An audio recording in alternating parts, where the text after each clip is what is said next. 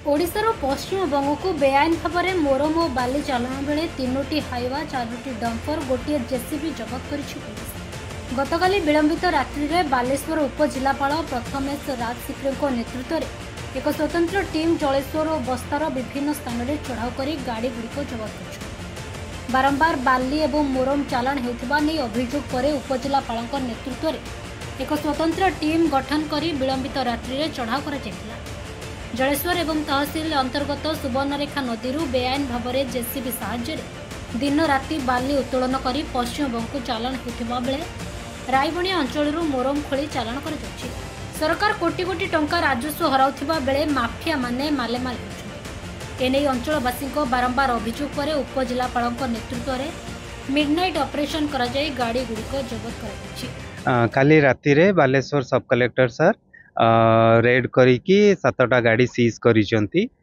किछि बाली अछि किछि मेटल अछि तो काली नाइट ऑपरेशन रे गाड़ी गुड़ी को सीज होइछि। तो आज हमको इंस्ट्रक्शन अछि जे केते कोन इच गाड़ी रे केते कोन प्रोडक्ट अछि तार क्यूबिक सेंटीमीटर केते कोन अछि ताको माप करिकी हमको रिपोर्ट करिबा गला काली राति रे 2-3टा ट्रक धरा पड़थिला माटी बाली एवं 7टी ट्रक धरा पड़थिला।